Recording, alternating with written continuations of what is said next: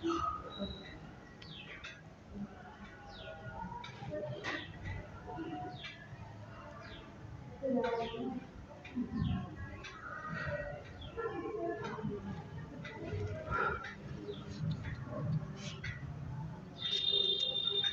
Students,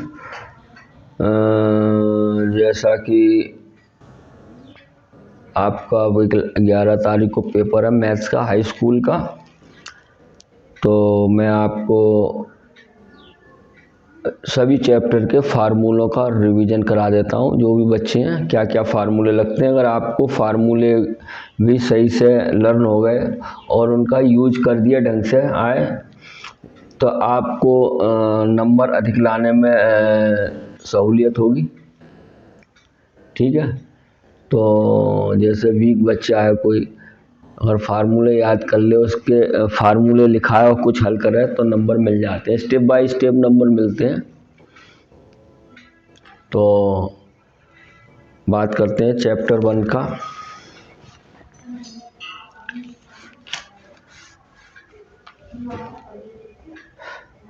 chapter first, ठीक है। Chapter first का जो है पहला रियल नंबर है, उसमें जो एक फार्मूला होता है नंबर ऑफ, वो product of two number is equal to होता है SCF इंटू LCM। ठीक है, अब अगर आपको ये याद है इसी से निकल जाएगा। LCM बराबर क्या हो जाएगा, LCM इज इक्वल टू क्या हो जाएगा, product of two number upon SCF। ठीक है, ऐसे ही SCF बराबर क्या हो जाएगा, प्रोडक्ट ऑफ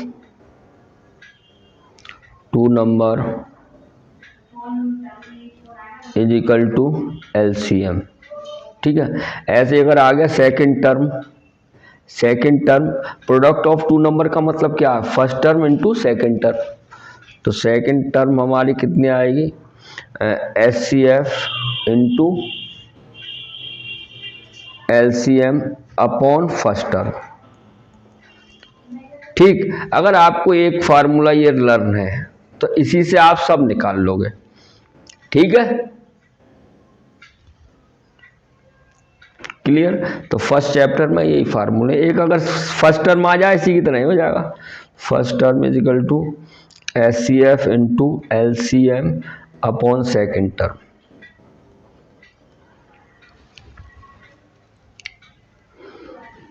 क्लियर है। अब बात करते हैं चैप्टर सेकंड क्या है, क्वाड्रेटिक पॉलिनोमियल। क्वाड्रेटिक पॉलिनोमियल की इक्वेशन होती है AX² plus BX plus C। ठीक है, if alpha and beta are the zeros of given polynomial। अगर अल्फा बीटा जीरोज हो तो alpha plus beta sum of zeros होता है -B/A और प्रोडक्ट ऑफ जीरोज होता है C/A। ठीक है, और ऐसे ही आपका क्यूबिक पॉलिनोमियल वो होती है AX³ plus BX² plus CX plus D। ये क्यूबिक पॉलिनोमियल है और इसके जीरोज होते हैं alpha beta and gamma, and zeros are होते हैं अल्फा बीटा एंड गामा। ठीक है, तो alpha plus beta plus gamma ये फार्मूला होता है -B/A। क्लियर है बेटा। और alpha beta plus beta gamma plus gamma alpha बराबर होता है C/A, और अल्फा बीटा गामा बराबर होता है -D/A। ठीक है, ये चैप्टर 2 के फार्मूले हो गए। ठीक है, अगर आपको सम, अब इसमें कुछ मैं आपको सम ऑफ दिया हो, इसमें सम ऑफ जीरोज दिया हो और प्रोडक्ट ऑफ जीरोज दिया हो तो क्वाड्रेटिक पॉलिनोमियल कैसे बनाते हैं। ठीक है, अगर आपको सम ऑफ जीरोज दिया हो, है ना, तो इसकी अगर आपको सम ऑफ जीरोज दिया हो और प्रोडक्ट ऑफ जीरोज हो दिया हो, गिवन है हमें sum of zeros alpha plus beta दिया हो और अल्फा बीटा दिया हो तो क्वाड्रेटिक पॉलिनोमियल बन जाएगी x square minus alpha plus beta x plus alpha beta. ये फार्मूला होता है। ठीक है, अब बात करते हैं चैप्टर 3। चैप्टर 3 देखो क्या होगा बेटा। चैप्टर 3 है टू वेरिएबल्स। ठीक है, तो उसमें एक तो ये, अगर हमारी देखो आपको याद हो इक्वेशन होती है, अगर दो a1x plus b1y plus c1 is equal to 0 और a2x plus b2y plus c2 is equal to 0, अगर ये दो इक्वेशन होती हैं हमारी तो इसमें 3 रिलेशन बनते हैं। If a1 upon a2 not equal to b1 बटे b2 होता है, जब ये कंडीशन आती है तो इसका मतलब क्या होता है, जो लाइन होती है आपकी क्या होगी, यूनिक। क्या होता है, यूनिक सॉल्यूशन। Unique solution. ठीक है, या इसको और क्या बोलते हैं, कंसिस्टेंट। कंसिस्टेंट। ठीक है, और एक नाम और है इसका, क्या, intersect line. Intersect line. Clear है? जब आपका a1 बटे a2 not equal to b1 बटे b2 हो तो यूनिक सॉल्यूशन, कंसिस्टेंट और इंटरसेक्ट लाइन। ठीक है, तीनों का एक ही मतलब है। कभी कभी यूनिक सॉल्यूशन पूछे तो अभी ये लगेगी कंडीशन, कंसिस्टेंट ये, इंटरसेक्ट लाइन ये। ठीक है, फर्स्ट। सेकंड क्या होता है बेटा, a1 बटे a2 इजिकल टू b1 बटे b2 equal to not equal to c1 बटे c2। तो इसमें क्या होता है, इसका मतलब क्या होता है, नो सॉल्यूशन। ठीक है, नो। और क्या हो सकता है, इनकंसिस्टेंट। इनकंसिस्टेंट। और तीसरा नाम होता है पैरेलल लाइन। Parallel line. ठीक है, आप ध्यान रखना, टाइम कम है, बस आप देखते जाओ, वीडियो देखते ही याद हो जाएंगे और आपका फार्मूला याद हो गए, अगर इसका यूज कर लिया तो पास हो जाएंगे। ठीक है ना, a1 बटे a2 नॉट b1 बटे b2 इजिकल टू और c1 बटे c2 नॉट इजिकल टू, तो नो सॉल्यूशन, इनकंसिस्टेंट और पैरेलल लाइन। अब तीसरा केस क्या होता है, a1 upon a2 equal to b1 upon b2 equal to c1 बटे c2। तो क्या होता है जब तीनों हो, तो यानी मैनी सॉल्यूशन, यानी इनफाइनाइट सॉल्यूशन। इसे मैनी सॉल्यूशन भी बोलते हैं बेटा, मैनी सॉल्यूशन, या इसे इनफाइनाइट, बहुत सारे, इनफाइनाइट ये भी बोल सकते हैं, इनफाइनाइट सॉल्यूशन। दूसरा नाम क्या होता है इसका, कंसिस्टेंट। और तीसरा है कोइंसाइड। कोइंसाइड। ठीक है, कोइंसाइड का मतलब एक लाइन है, इसी के ऊपर अपर लाइन ओवरलैप कर दे, कोइंसाइड। इंटर पैरेलल का लाइन, ये पैरेलल लाइन, दोनों पैरेलल काट है। इंटरसेक्ट का मतलब एक पॉइंट पर आपकी काट है, इस इंटरसेक्ट यूनिक सॉल्यूशन होता है। ठीक है, तीसरा चैप्टर में ये होता है। और एक फार्मूला होता है, स्पीड बराबर डिस्टेंस अपॉन टाइम। ठीक है, स्पीड बराबर डिस्टेंस अपॉन टाइम। क्लियर है? चैप्टर 3 कंप्लीट आपका, बस यही है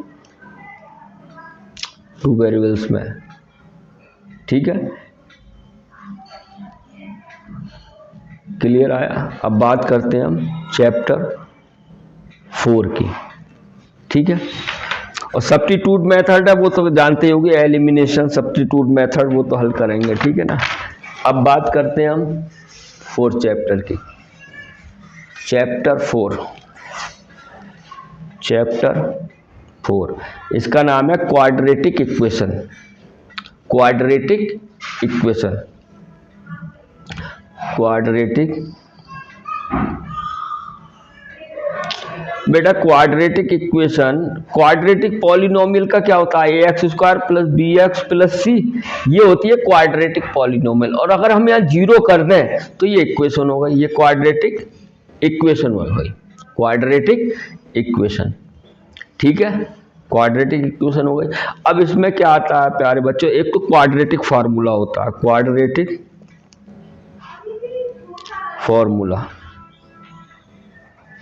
क्वाड्रेटिक फार्मूला क्या होता है, एक्स बराबर minus B plus minus under root B square minus 4ac upon 2a। ठीक है, इसे बोलते हैं क्वाड्रेटिक फार्मूला। अगर कोई क्वाड्रेटिक फार्मूला इस फार्मूले से यूज करते हैं, ठीक है। और एक होता है डी बराबर, जिसे बोलते हैं डिस्क्रिमिनेंट। डिस्क्रिमिनेंट होता है बी स्क्वायर माइनस 4ac। अब इसमें तीन केस होते हैं बच्चे, डी ग्रेटर देन 0 होता है, डी लेस देन 0 होता है, और डी इजकल टू 0। अगर डी ग्रेटर देन 0 यानी पॉजिटिव आ जाए तो 2 रियल रूट होते हैं, 2 डिस्टिंक्ट रियल रूट। ठीक है, जैसे आ जाए 5 आ जाए 10 आ जाए, 2 real roots, 2 real distinct root भी बोलते हैं। और लेस देन हो तो क्या हो जाए, 0 बढ़ा, तो इसका मतलब क्या, no real roots, imaginary, no real roots. और 0 आ जाए तो इक्वल रूट्स, यानी 2 इक्वल रूट्स, इक्वल रूट्स। क्लियर है? 100% इसमें से क्वेश्चन आता है आपका। डिस्क्रिमिनेंट दिया है और नेचर पूछ ले, या के की वैल्यू पूछ ले, या कह दे if equal roots given equation है इक्वल रूट्स, तो इसका डी क्या हो जाएगा, 0 हो जाएगा, और आप वैल्यू रख देंगे, आंसर आ जाएगा। ठीक है, 2 इक्वल रूट्स। क्लियर आया समझ में? 2 इक्वल रूट्स, यह आ गया चैप्टर 4 में। बस यही है, नेचर हो गए, क्वाड्रेटिक फार्मूला हो गया। ठीक है, अब बात करते हैं चैप्टर 5 की। थोड़ा सा बता रहा हूँ जिससे आपको फ़ायदा मिल जाएगा। आप एक बार वीडियो देख लेंगे तो रिवीजन हो जाएगा चैप्टर 5 आराम से। तो ये है एपी, अर्थमेटिक प्रोग्रेशन। इसमें दो, एक तो आपका ए होता है, ए को बोलते हैं फर्स्ट टर्म, और एक होता है बेटा डी को बोलते हैं कॉमन डिफरेंस। ठीक है, a general form of AP क्या होती है, जनरल फॉर्म ऑफ एपी क्या होती है, A plus D, A plus 2d, A plus 3d, so on, ऐसे चलता है, इसे जनरल फॉर्म बोलते हैं। ठीक है, ठीक है। और डी बराबर क्या होता है, डी बराबर होता है a2 minus a1 is equal to a3 minus a2, यानी कि सेकंड टर्म में से फर्स्ट टर्म घटा दें तो डी आता है, थर्ड में से सेकंड घटा दें तो डी आता है, कॉमन डिफरेंस। ठीक है, और एक होता है एन बराबर होता है a plus N minus 1 into D क्या है, common difference, A first term, N number of term. ऐसे ही एक फार्मूला होता है प्यारे बच्चों, एस एन बराबर होता है n/2 bracket 2a plus N minus 1 into D. एक होता है एस एन सम बराबर n/2 a प्लस एल क्या होता है, last term, a plus L. ठीक है, एक होता है एन टर्म फ्रॉम, ये तो एन टर्म फ्रॉम बिगिनिंग है, शुरू से। एक होता है nth टर्म ऑफ लास्ट से एन पद, क्या होता है देखो, l minus N minus 1 into D. ध्यान से देखना, इसका 1-2 सवाल आए हैं आपके चैप्टर में। अंत से 7वां पद, अंत से 8वां पद, nth term from last, 6th term from last. ठीक है, तो ये फार्मूला होता है। बस यही फार्मूले हैं आपके एपी के।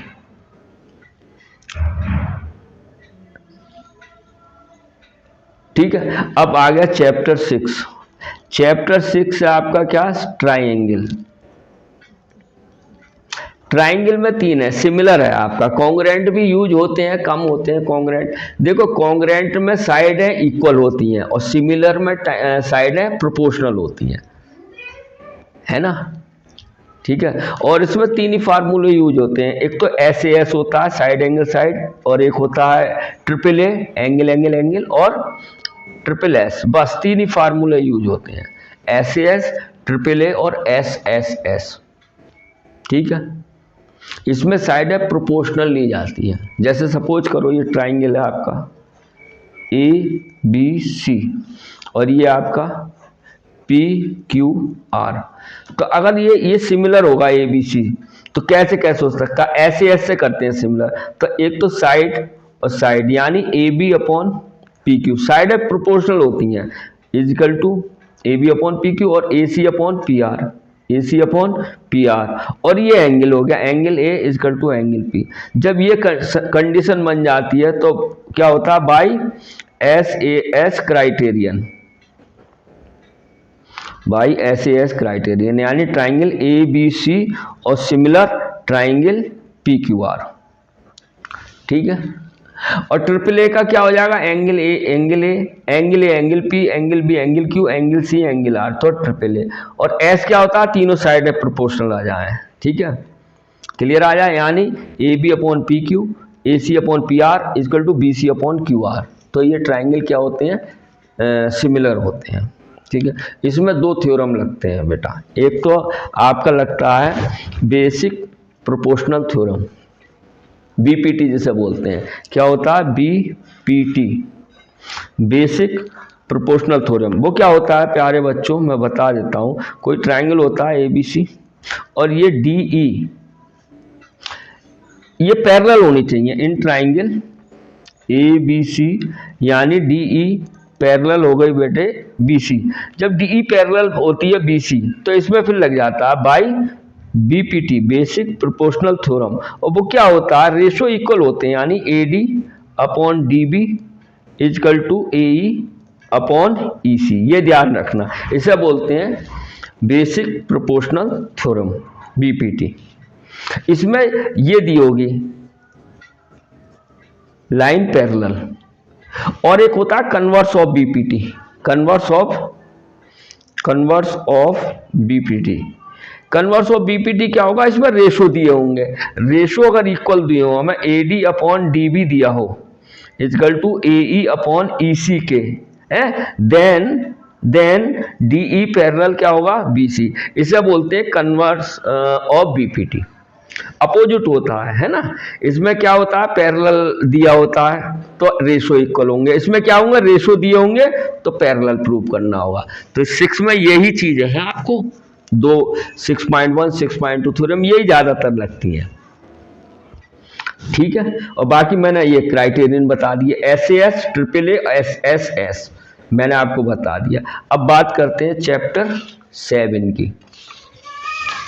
चैप्टर 7 देखो बेटा, ध्यान से देखना, कोशिश तो यही है आपको, अगर आधा घंटे फ्रेश होकर आप देखें तो समझ जाएंगे, फार्मूले आ जाए आपको, बस कोशिश करना। चैप्टर 7 है कोऑर्डिनेट ज्योमेट्री। ठीक है, मुझे लगा मैंने बच्चों को एक वीडियो बनाई जाए जिसमें पूरे चैप्टर के फार्मूले लिख दें, जिससे आपको रिवीजन हो जाए आपका। चैप्टर 7 कोऑर्डिनेट ज्योमेट्री, इसमें कुछ नहीं है। सबसे पहले तो एक बात ध्यान रखना प्यारे बच्चों, इसमें डिस्टेंस फार्मूला होता है, डिस्टेंस बिटवीन पी क्यू। अगर ये लाइन हमारी ये ए बी है और ए के कोऑर्डिनेट है x1 y1 और इसके हैं x2, y2, तो डिस्टेंस बिटवीन ए बी क्या हो जाएगा बेटा, under root x1 minus x2 का whole square plus y1 minus y2 का होल स्क्वायर। पहला क्वेश्चन, जैसे ही डिस्टेंस आ जाए तुरंत लगा दो ये डिस्टेंस फार्मूला। ठीक है, एक होता है सेक्शन फार्मूला, सेक्शन फार्मूला। देखो डिस्टेंस आ जाए तो तुरंत ये लगा दो। और सेक्शन फार्मूला क्या होता है बेटा, दो लाइन होती है, ये ए बी लाइन है, यहाँ बीच में कोई पॉइंट पी है और ये रेशो टूटे, ये रेशो एम और एन में है रेशो, तो हमें कोऑर्डिनेट ऑफ पी निकालना है। ठीक है, उससे सेक्शन ऑफ फार्मूला क्या होता है, कोऑर्डिनेट ऑफ पी क्या होता है बेटा, देखो तरीका बहुत अच्छा है, M plus N upon M plus N यहाँ लिख दो, comma M plus N upon M plus N, ये तो लिख लोगे। फिर आपको एक काम करना है, M x2 plus N x1, बस यहाँ M y2 plus N y1, ये आपका हो गया सेक्शन फार्मूला। ठीक है। इंटरनल पॉइंट ये हमें दिया होगा सेक्शन फार्मूला पी, रेशो पूछ रहे हो तो भी हम ये लगाते हैं, और कोऑर्डिनेट पी पूछा हो तो पूछे तो ये लगाते हैं, इंपॉर्टेंट है ये।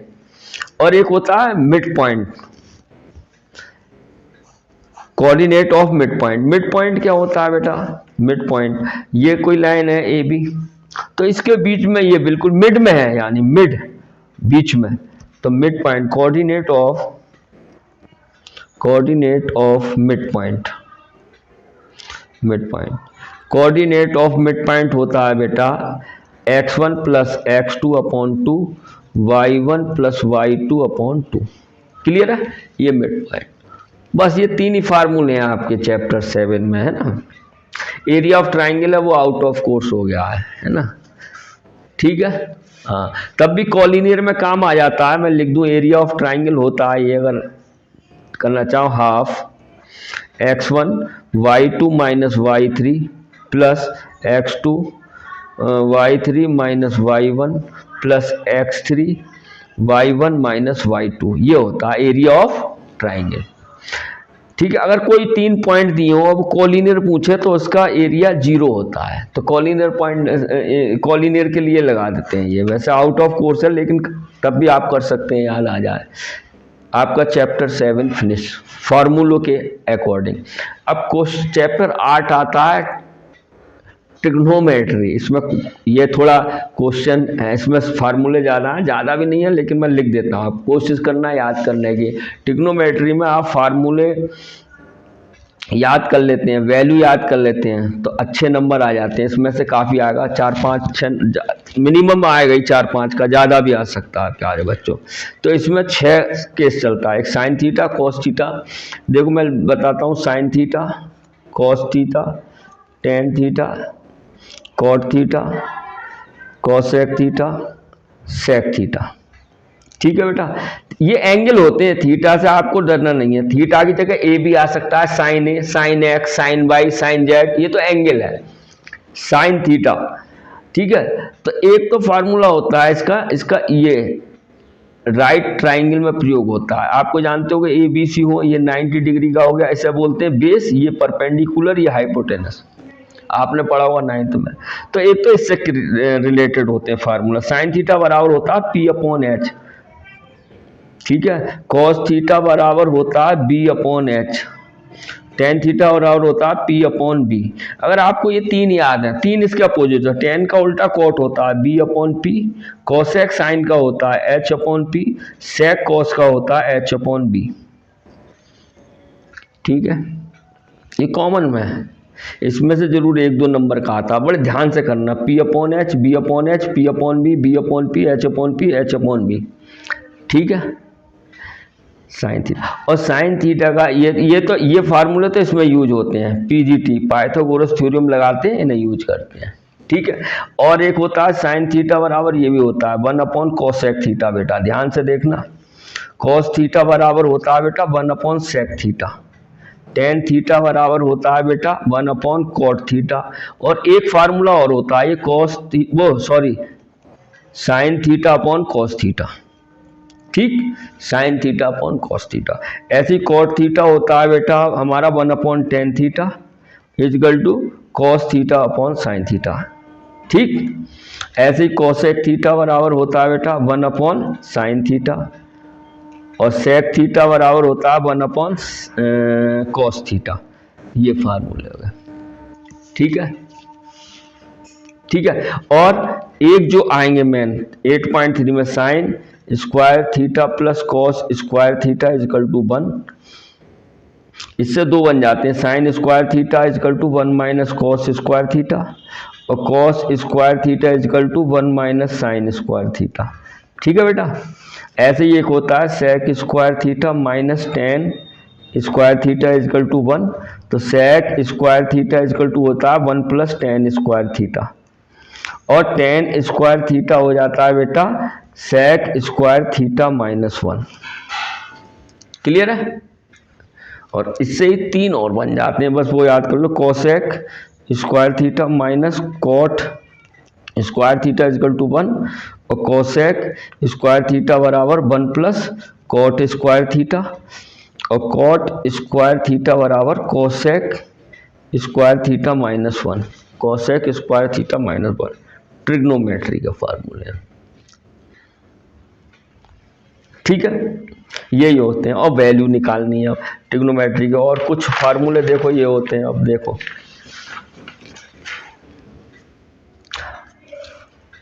और एक ये होता है साइन, वैसे है नहीं, साइन 90 माइनस थीटा बराबर कॉस थीटा होता है, ये याद कर लो दो। और कॉस 90 माइनस थीटा बराबर साइन थीटा, और टेन 90 माइनस थीटा बराबर कॉट थीटा, और कॉट 90 माइनस थीटा बराबर टेन थीटा, ये फार्मूले। ठीक है, क्लियर है। अब वैल्यू आपको साइन 30 का मान निकालने के लिए मैं बता देता हूं। आप क्या, जैसे ही आपको कॉपी मिले, रफ कॉपी पे आप लिख दो 0 1 2 3 4, 0 से 4 तक गिनती लिखो। सबसे बड़ी संख्या क्या है बेटा इसमें? 4, 4 से डिवाइड कर दो सबको, कर दिया 4 से डिवाइड, और इसमें अंडर रूट लगा दो सबको। समझना ध्यान से, तो कितना हो गया? ये तो 0 ही हो गया बेटा। ये कितना हो गया? 1/2, अंडर रूट 1 से 4 किसका होता है? 2, और ये हो गया 1 से काटो 1 दूनी तो 1/√2, ये हो गया √3/4, और 1 का 1 होता है। इसका मतलब क्या हो गया? साइन 0 का मान 0, और साइन 30 का मान हाफ, और साइन 45 का 1/√3, √2 आएगा बेटा। 4 है तो 2 हो जाएगा ना। और साइन 60 की वैल्यू √3/2, और साइन 90 की 1। देखो ये आ गया साइन 0 का 0, 30 का ये, और उल्टा चले तो ऐसा जाएगा, यहां से कॉस 0 का मान 1, कॉस 30 का मान √3/2, कॉस 45 का मान, और कॉस 60 की वैल्यू 1/2, और कॉस 90 का वैल्यू 0। इसका मतलब क्या? कॉस की वैल्यू 0 से हम बढ़ें तो घटती है, और साइन की बढ़ती है। ठीक है, यानी कि मैक्सिमम वैल्यू साइन और कॉस की 1 होती है, मिनिमम -1 होती है, 1 और -1 के बीच होती है। तो ऐसे आप निकाल सकते हो मान। अब आप इसके सब मान निकाल सकते हो। 2 आ गए आपको। अब tan 30 का निकालना है तो tan 30 का निकाल लोगे, साइन 30 से। और tan 0 का मान होता है 0, tan 30 का 1/√3, इससे ही निकाल लो। tan 45 का कितना हो गया? 1, tan 60 √3, और tan 90 का होता है इनफाइनाइट। क्लियर है? क्लियर है। ऐसे ही आपको कॉट का निकाल लो, कॉट 90 का 0, कॉट 90 का, कॉट है कॉट 0, और कॉट 30 का 30 का √3, कॉट 45 का 1, कॉट 60 का 1/√3, और कॉट 0 का 1 नहीं, नॉट डिफाइन, कॉट 0 का। क्लियर है। और ऐसे निकालने कॉट 0 क्या है? कॉस 0 बटे साइन 0, कॉस 0 का मान 1, साइन 0 का 0, 1/0 क्या हो जाता है? नॉट डिफाइन ही तो होता है। क्लियर है। इस तरीके से आपका ये ट्रिग्नोमेट्री के सब फार्मूले हो गए, आप याद कर सकते हो। चैप्टर 9 में तो कोई फार्मूला नहीं है, बस उसमें क्या एलिवेशन और डिप्रेशन एंगल है। डिप्रेशन बनता है नीचे की ओर, मतलब हम नीचे झुक जाएं, और ऊपर को देखें तो एलिवेशन बनता है, नीचे देखें डिप्रेशन। बाकी तो यही लगेंगे tan p को। ठीक है ना। tan चैप्टर है सर्किल tan चैप्टर सर्किल में तो बस 10.1 और 10.2 थ्योरम है। 10.1 क्या है बेटा? जैसे ये है कोई टेंजेंट, ये सेंटर है, और यहाँ पर ये इस पर डाले तो ये 90 बनता है। यानी थ्योरम 10 पॉइंट कहती है रेडियस परपेंडिकुलर टू टेंजेंट, या टेंजेंट्स परपेंडिकुलर टू रेडियस, यानी टेंजेंट परपेंडिकुलर टू रेडियस, ये इसको बोलते हैं थ्योरम 10.1। ठीक है। और थ्योरम 10.2 क्या होती है, 10.2 क्या होती है, इसी में बना दूं यहाँ 10.2 ये होती है। इसमें क्या होगी, ये टेंजेंट दो होती हैं, ये टेंजेंट है कोई, ये टेंजेंट, ये कोई चीज है। तो हमारे पास ए बी है, ये सेंटर है। तो ये एक्सटर्नल पॉइंट जो हैं ए टी बराबर बी टी बराबर होती हैं, A T equal to B T. तो 10 पॉइंट थ्योरम 10.2 क्या कहती है, एक्सटर्नल पॉइंट ऑफ, समझ में आना, external point of tangents having equal length. यानी जो टेंजेंट है ये सर्किल से बाहरी पॉइंट जो हैं ए टी और बी टी, ए टी बराबर बी टी होते हैं।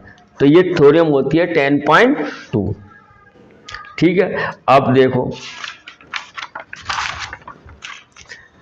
अब आया area related to circle, chapter 11, chapter 11। इसमें कुछ नहीं होता बेटा, दो ही फार्मूले होते हैं। एक तो होता है एरिया ऑफ सेक्टर, जैसे ही आ जाए कहीं एरिया ऑफ सेक्टर पूछा है, ये लगा दो θ/360 पाई आर स्क्वायर। और एक होता है area of segment, area of segment ये होता है बेटा आर स्क्वायर बाहर ले लो, ध्यान से देना, θ/360 pi minus half sine theta. जैसे ही लिखा आएगा एरिया ऑफ सेगमेंट, सेगमेंट शब्द आ जाए तुरंत ये लगा दो, सेक्टर का ये लगा दो। और एक होता है length of arc, length of arc, length of arc होता है θ/360 2 पाई आर। बस तीन ही फार्मूले हैं इस चैप्टर में, 11 चैप्टर में। देखो, area of sector, area of segment और लेंथ ऑफ आर्क। ठीक है, एरिया ऑफ सर्किल तो आप जानते होंगे, ये भी लिख लेना, area of circle pi R square. और area circumference of circle, of circle ये होता है बेटा 2 पाई आर। ठीक है, तो बस अब बात करते हैं चैप्टर 12। इसमें भी अच्छे क्वेश्चन है, वो फार्मूले हैं बेटा। अब इसमें क्या होता है, तीन चीजें आई हैं आपके इसमें। एक तो आया क्यूब, तो वॉल्यूम ऑफ क्यूब होता है बेटा एक तो formula, volume of cube, A cube यानी साइड का क्यूब, साइड का cube, volume of cube, volume of cube हो गया। ठीक है, वॉल्यूम ऑफ क्यूब। अब वॉल्यूम ऑफ क्यूबॉइड लगाया है। और surface area of TSA of cube क्या होता है, टीएसए ऑफ क्यूब ये होता है बेटा 6a स्क्वायर। और वॉल्यूम ऑफ क्यूबॉइड ये सब यूज हुए हैं बेटा इसमें, LBH। ठीक है, और total surface area of cuboid नहीं यूज हुआ है, लेकिन लिख लो, मैं लिख देता हूँ, टीएसए ऑफ क्यूबॉइड ये यूज नहीं हुआ है, मेरे ख्याल से नहीं हुआ है किसी को। 2LB + BH + HL। ठीक है, क्यूब हो गया, क्यूबॉइड हो गया। फिर कॉन होता है, कॉन, कॉन ऐसे बनता है, आप जानते होंगे, कॉन ये है, इसे रेडियस बोलते हैं यहाँ से यहाँ तक। ये स्लैंट हाइट होता है और ये हाइट होती है, हाइट। ठीक है, तो इसमें जो होता है यानी CSA of cone, CSA of cone pi RL। और L बराबर होता है बेटा √H² + R स्क्वायर।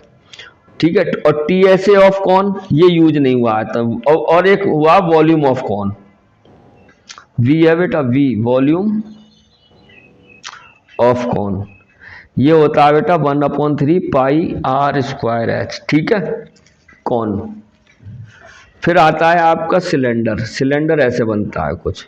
ठीक है बेटा, तो इसका क्या होगा, CSA of cylinder, CS curve surface area होता है, CSA ऑफ सिलेंडर ये होता है बेटा 2 पाई RH CSA।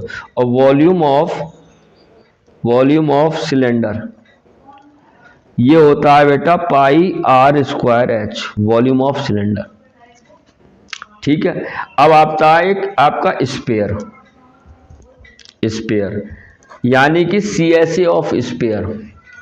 CSA और TSA एक ही होता है, CSA ऑफ स्पेयर यही होता है बेटा 4πr², 4πr²। ठीक है। और वॉल्यूम ऑफ स्फीयर ये होता है बेटा 4/3πr³। ठीक है, वॉल्यूम ऑफ स्फीयर। अब एक होता है सेमी स्फीयर, सेमी स्फीयर ऐसा, hemi sphere, hemi sphere, hemi बोलते हैं, हेमी, हेमी स्फीयर। ठीक है बेटा, हेमी स्फीयर का क्या हो जाता है बेटा, CSA of Hemy sphere 2πr²। और TSA of hemisphere, TSA of hemisphere होता है बेटा 3πr²। और वॉल्यूम होता है, वॉल्यूम ऑफ हेमीस्फीयर होता है 2/3πr³। बस यही फार्मूले हैं आपके चैप्टर 12 में, बस। ठीक है,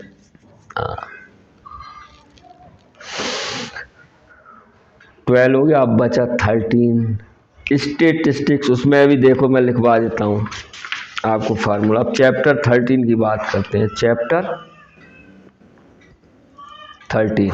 इसमें मीन निकालने को आता है। क्या आएगा आपको, एक या तो मीन एक तो डायरेक्ट मेथड होता है, वो ये होता है summation FI XI upon summation FI, इसे डायरेक्ट मेथड बोलते हैं। और एक होता है assume mean method. Assume mean method होता है बेटा, मीन बराबर, मीन को x बार से रिप्रेजेंट करते हैं, equal to A plus summation FI DI upon summation FI। और एक होता है step deviation method, step deviation method. Step deviation method होता है बेटा mean x bar equal to A plus summation FI UI upon summation FI और into H। ठीक है, अब मीन हो गया। अब आता मोड। मोड बराबर होता है बेटा L plus F1 minus FO या F0 भी बोल सकते हैं, 2F1 minus F0 minus F1 into H, mode. अब एक बच्चा आपका मीडियन। मीडियन बराबर होता है बेटा L plus N/2 minus CF, cumulative frequency बोलते हैं, इंटू F इंटू H। लो, स्टेटिस्टिक्स का फार्मूला हो गया। ठीक है, लास्ट बचा चैप्टर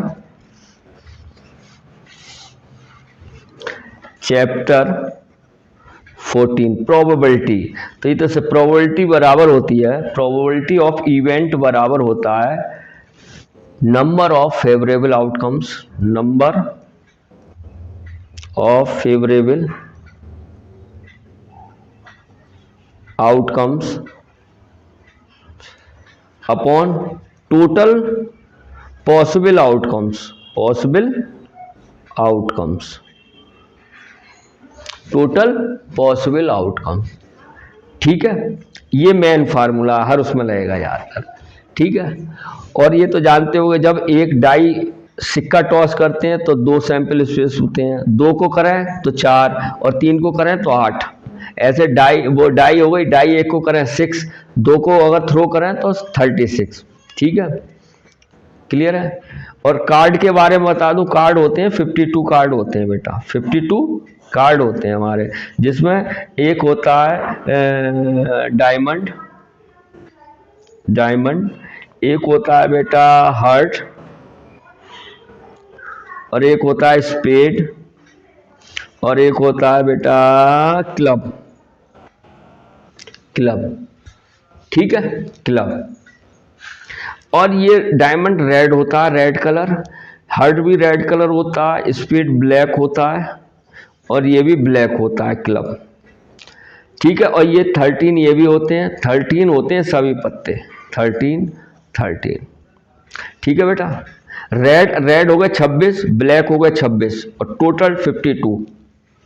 अब बात करते हैं फेस कार्ड। फेस कार्ड इसमें 3 फेस कार्ड होते हैं, 3 फेस कार्ड इसमें होते हैं, 3 फेस कार्ड इसमें होते हैं, 3 फेस कार्ड इसमें होते हैं, 3 फेस कार्ड मतलब एक क्वीन, जैक और किंग, और एस होता है एक का, वो फेस कार्ड नहीं होता। ठीक है, तो face card, total face card कितने होते हैं हमारे? 12। अब रेड फेस कार्ड कितने हो गए? 6। और ब्लैक फेस कार्ड कितने हो गए? 6। ठीक है, और एस होता है वो फेस कार्ड नहीं होता। तो ये होता है आपका कार्ड का खेल। ठीक है, अब मान लो प्रोबेबिलिटी ऑफ रेड कार्ड है, तो रेड कार्ड है हमारे 26/52 हो गया इसी फार्मूले से। Number of favourable outcomes, total possible outcomes. ठीक है, प्रोबेबिलिटी ऑफ क्वीन आ गया, मान लो क्वीन। अब क्वीन कितनी होती है? 1 1 1 4, और कुल कितने के ताश हैं? 52। बहुत सरल है आप, तो मैंने फार्मूले लिख दिया आपको, इस तरीके से आप कर सकते हैं। उम्मीद है ये फार्मूले आपको हेल्प करेंगे, आप याद कर लीजिए। प्रोबेबिलिटी का आ जाए, अगर आप फार्मूले लिखे आए तो आपको आधा 1 नंबर जरूर मिलेगा। तो इसका ध्यान रखें, बहुत तन्मयता से पढ़ें, ध्यान से पढ़ें, और मुझे लगता है ये वीडियो आप देखेंगे तो आपके लिए फार्मूले याद करने में हेल्पफुल होगा। तो फिर मिलते हैं, और आप बस प्रभु से यही प्रार्थना करते हैं आपका पेपर बढ़िया हो, आपका और बढ़िया नंबरों सफल हो। धन्यवाद।